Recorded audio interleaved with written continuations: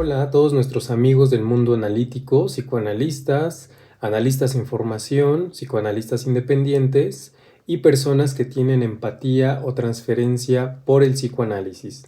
El día de hoy le quiero dar seguimiento al libro de Elizabeth Rudinesco, Freud en su tiempo y en el nuestro, pero esta vez en el capítulo 2, que se llama Amores, Tempestades y Ambiciones.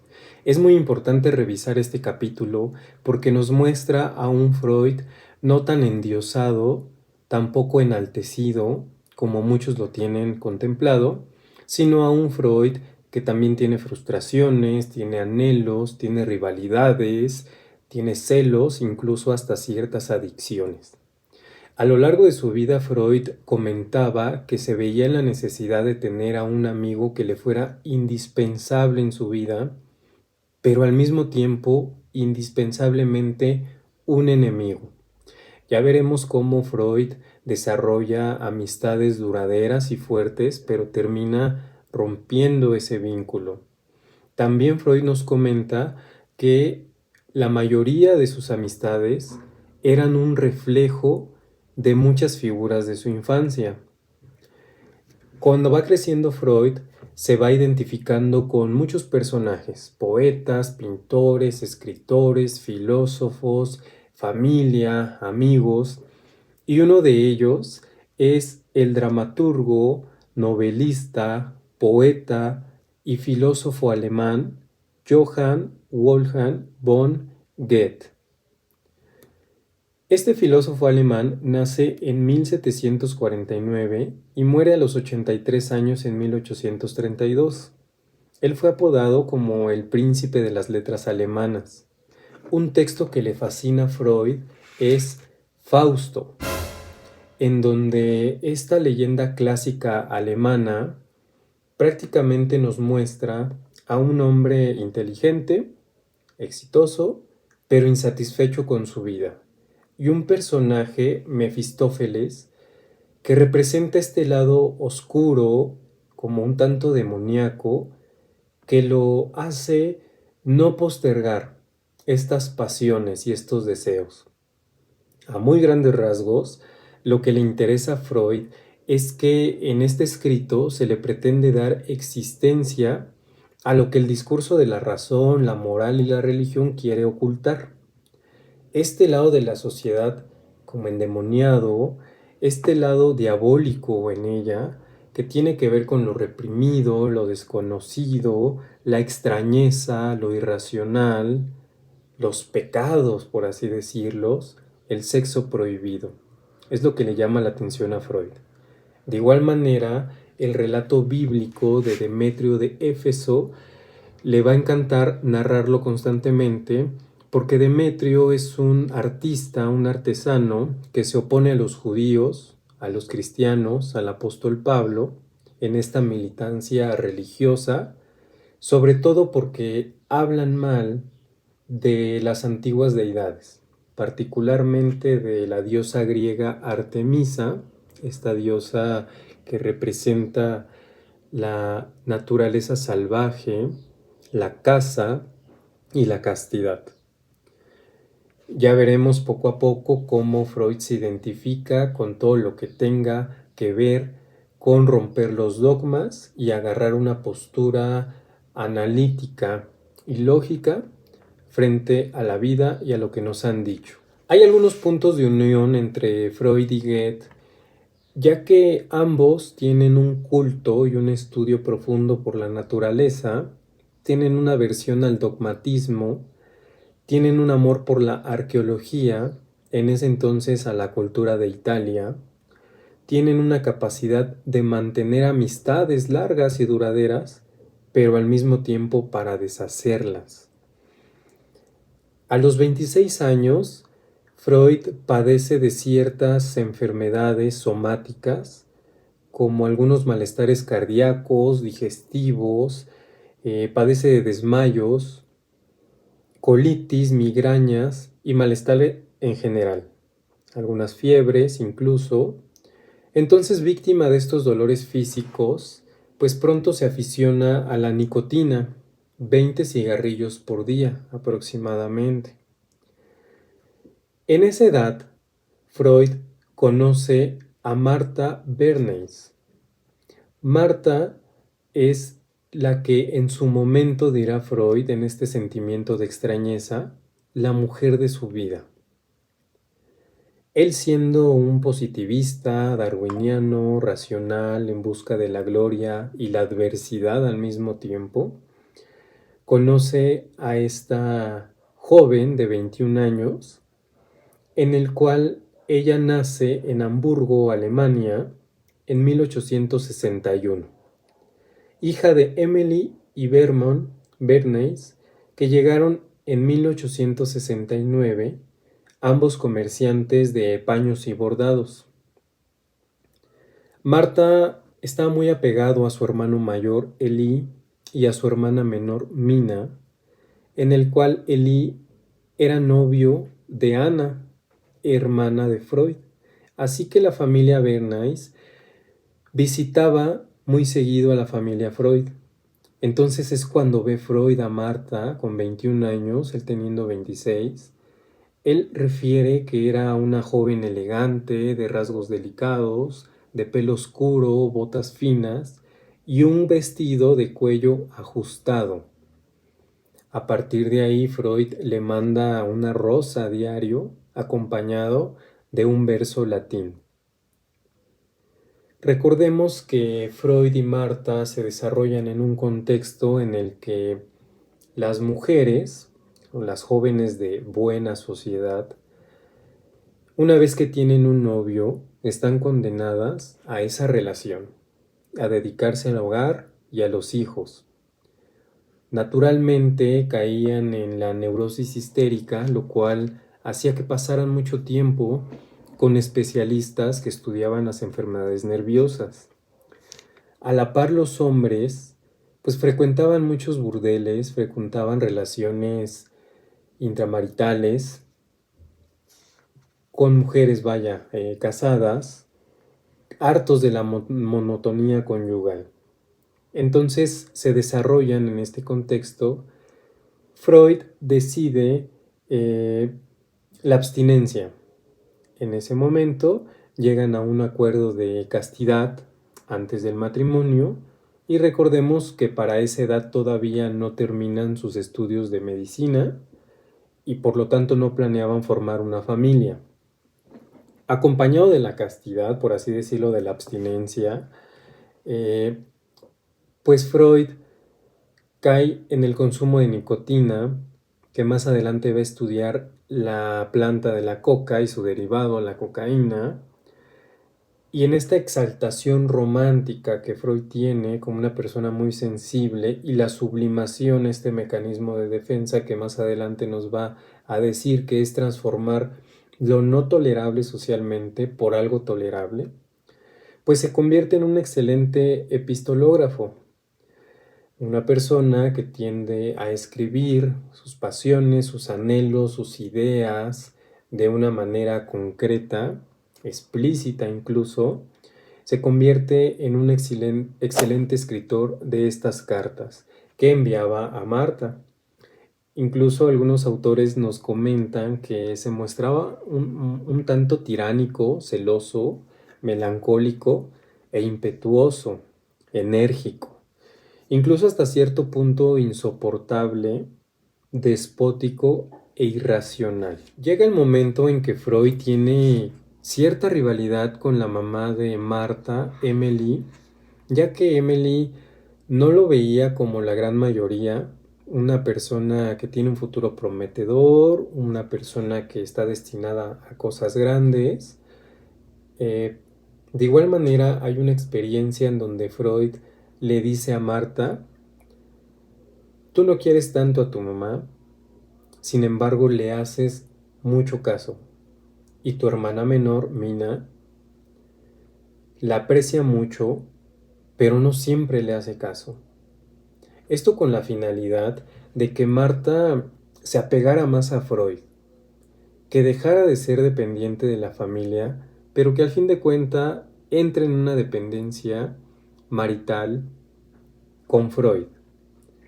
Es muy interesante estas experiencias que el mismo Freud nos narra, que también hay una situación que tiene con el hermano mayor de Marta, Eli.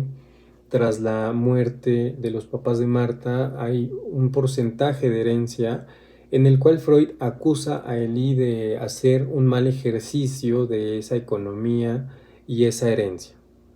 Entonces también se desarrolla como una persona común y corriente con algunos conflictos a lo largo de su vida.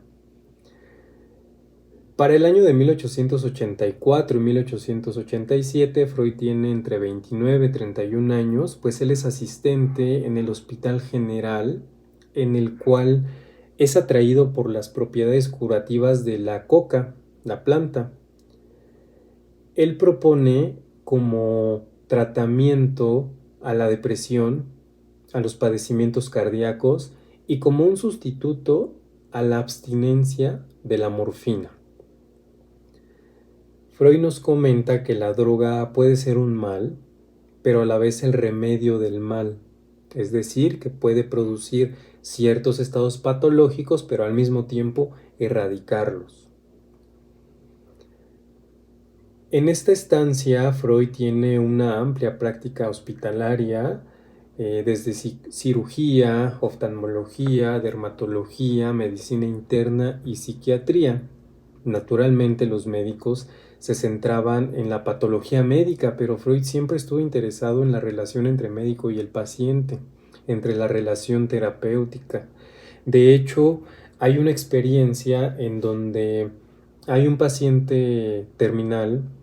Freud se queda sentado al lado de él toda la noche y hace anotaciones de su progresión de síntomas para estudiarlo desde la ciencia en lo que él denomina el gran tránsito humano, que es la muerte. Evidentemente, al acompañar científicamente estos padecimientos, también hay un acompañamiento en presencia con una persona doliente. Es una experiencia muy interesante. Conoce al doctor Theodor Meynert. Theodor Meynert es 23 años mayor que él, lo cual significa que si Freud tenía 30 años, Meynert tenía aproximadamente 53. Él es un maestro de la psiquiatría vienesa. Lo califican como colérico, ambivalente, y todos los fenómenos, mencionaba él, psicológicos tienen un origen en lo orgánico. Él es un nihilista de la terapia, él no cree en las terapias. Todo tiene que ver con lo orgánico, todo es palpable. Entonces, Freud pasa de ser un investigador en la fisiología a ejercer la medicina, lo cual no lo tiene muy contento. Pero es un pasaje para que él estudie neurología y al final de cuenta termine en el estudio de las enfermedades nerviosas. Una persona también muy importante para, yo creo que también para poner a prueba la realidad, la práctica médica, los valores y las intenciones de Freud. Meynert jugó un papel muy importante que podemos verlo en la película de John Huston de Freud, Una pasión secreta, en donde pareciera ser que tiene rivalidad con Freud y su método. Conoce al mismo tiempo a Joseph Breuer. Joseph Breuer es un médico, hijo de judíos vieneses, gran estudiante de la fisiología, pero que juega un papel muy importante en las familias burguesas porque aprende a relacionarse en el campo de la clase acomodada e intelectual a tal grado de ocupar una posición del médico de la familia. Le enseña muchísimo a Freud, no solo en la clínica, sino cómo moverse en el terreno de la burguesía. Freud lo contempla como un hermano mayor, quien le da consejos ilustrados, quien lo apoya en relacionarse en este gremio burgués y lo impulsa a interesarse en el estudio y la práctica del hipnotismo. Que al mismo tiempo, Freud se entera de un médico que se llama Jean-Martin Charcot. Así que decide ir a estudiar con él, en el cual Charcot, más grande que Freud, le doblaba la edad, 31 años mayor, se le denominaba el César de las histéricas, el César del Hospital de la Salpêtrière. Una persona autoritaria, apuesta, de origen modesto, normalmente con un sombrero de copa, con una pose imperial, siempre con una mano en el saco, y en el máximo apogeo de su carrera. Charcot, interesado en las artes circenses y en los seres diferentes, entre ellos las pacientes histéricas. Charcot es una pieza fundamental para la creación del psicoanálisis porque Charcot libera a las histéricas de una posesión demoníaca, de un vientre endemoniado, de mujeres brujas que no tienen ni Dios ni diablo, que son un impedimento para la evolución de la sociedad, puesto que no se pueden embarazar ni tienen relaciones sexuales. Entonces libera a las pacientes histéricas de todos estos prejuicios para decir que la histeria es una enfermedad de la neurosis, es una enfermedad de los nervios con un origen traumático. Muy importante esta definición que nos comenta y que también la histeria no solo es de la época, lo vemos en las representaciones del arte antiguo, de la mitología antigua, no solo le da a las mujeres, también lo padecen los hombres, y que la hipnosis no es un método de cura, pero nos ayuda a ver que la histeria no tiene un origen orgánico. Esto le va a abrir el terreno a Freud para que se adentre más en el estudio de la sexualidad de la mujer, más adelante de los niños y en general la sexualidad. Bueno, Freud y Marta tienen 6 hijos de nombres Matilde, Martin, Oliver, Ernest, Sophie y Ana. Freud, al ver que Marta, después de estos 6 hijos, pues la nota cansada de los cuidados y de la naturaleza del cuerpo, pues él decide entrar en abstinencia de nuevo. Pero es algo curioso porque surgen sueños eróticos que a él le gustaba analizar con las tragedias y mitologías antiguas, griegas, egipcias, chinas. Algunos autores van a decir que Freud era un burgués libidinoso que disfrutaba de la sexualidad salvaje, transgresora, que era un abortista clandestino, que era un adepto a los burdeles y que ejercía la masturbación de una manera prácticamente desenfrenada.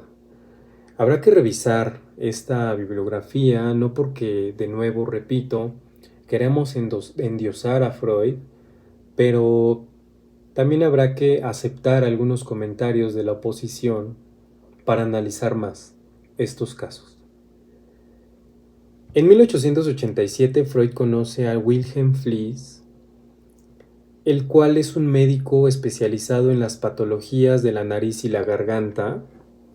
Fliess es de la generación de Freud, es 2 años más chico, es partidario del darwinismo, hijo de comerciantes, un apasionado de las matemáticas, la antropología, historia, el arte y la literatura.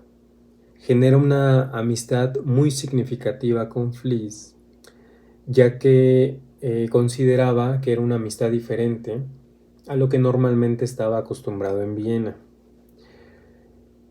Fliess desarrolla una teoría organicista de la sexualidad en el cual él tiene una postura más biológica de las estructuras cerebrales. Él estudia las neuronas de la percepción, la memoria, la conciencia, la energía transmitida que responde a los estímulos exteriores por medio de los sentidos. Entonces, entre más Fliess se adentra en estos términos biologicistas, pues Freud renuncia a neurologizar el aparato psíquico y comienza a construir una teoría psíquica del inconsciente. A partir de allí, Freud dice que todos sus estudios, todos sus acercamientos han sido simples balbuceos. Apenas inicia la construcción de esta teoría psíquica de lo inconsciente. Un personaje también muy importante es Emma Eckstein, ella es testigo de los intercambios teóricos intelectuales, incluso hasta emocionales a través de las cartas y casos clínicos, entre Fliess y Freud. Emma pertenece a una familia burguesa judía, es activista en el movimiento feminista, presenta algunos síntomas gástricos, menstruaciones dolorosas y se asiste con Freud. Freud le pide a Fliess que le haga una cirugía en la nariz, el cual no salió nada bien. Derivado de esa cirugía tuvo crónicamente sangrado nasal y dolor, en el cual Freud acepta que fue muy negligente con Emma.